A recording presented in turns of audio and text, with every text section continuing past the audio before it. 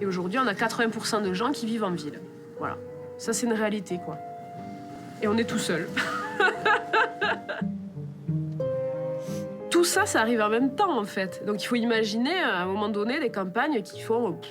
tout le monde part, quoi. Après la guerre de 1945, il y avait 9 cheminées qui fumaient.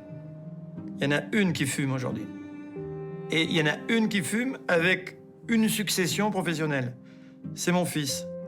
Mais quid de son propre fils? On ne sait pas, mais vous vous rendez compte, en 50 ans ou 60 ans, on est passé de 9 à 1.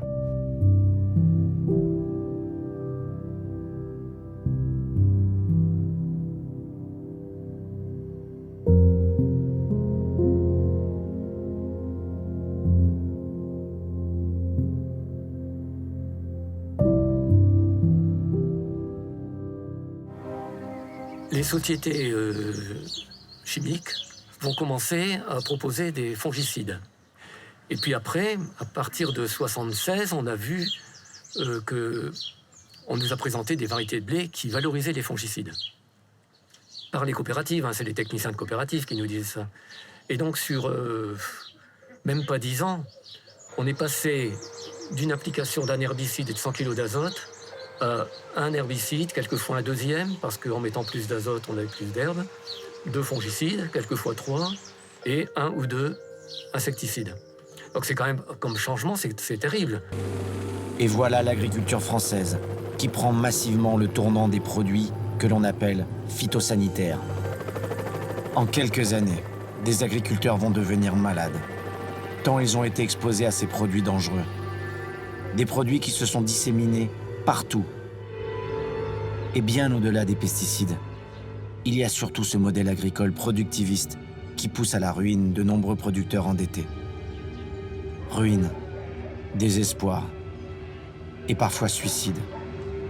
La profession devient bientôt celle qui connaît le taux de suicide le plus élevé du pays. On était inquiétés parce que nos bonnes terres, nos meilleures terres, quand il pleuvait, je n'avais jamais vu ça. Quand c'était un peu en pente, ça ruisselait. Ce qui veut dire que nos terres se tassaient et n'absorbaient plus l'eau.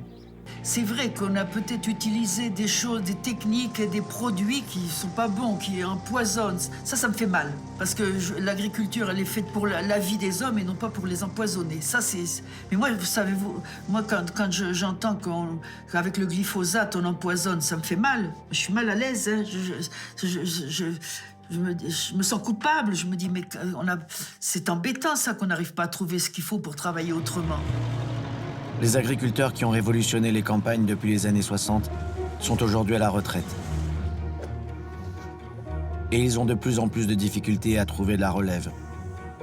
Les exploitations ne sont pas reprises.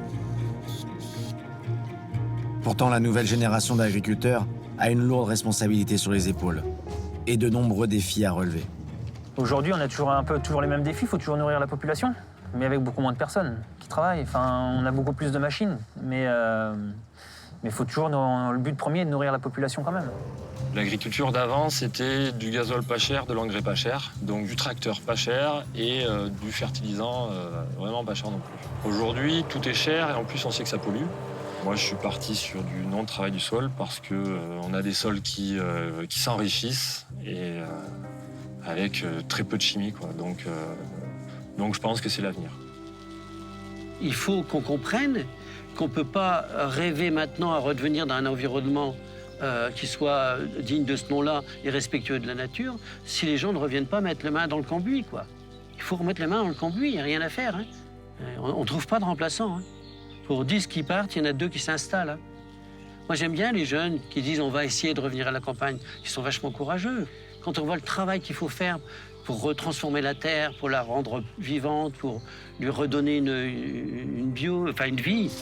En un siècle, la population agricole aura perdu près de 5 millions d'actifs. Un effondrement vertigineux qui représente la plus grande transformation sociale qu'ait connue la France. Un groupe professionnel qui rassemblait une majorité de Français a pratiquement disparu. En entrant à bras-le-corps dans la modernité, la France est ainsi passée d'une civilisation à une autre. Alors qu'on ne vivait que des produits de la terre, on vit aujourd'hui d'industrie et de services. Et pourtant, des agriculteurs vont continuer à se battre pour nous nourrir.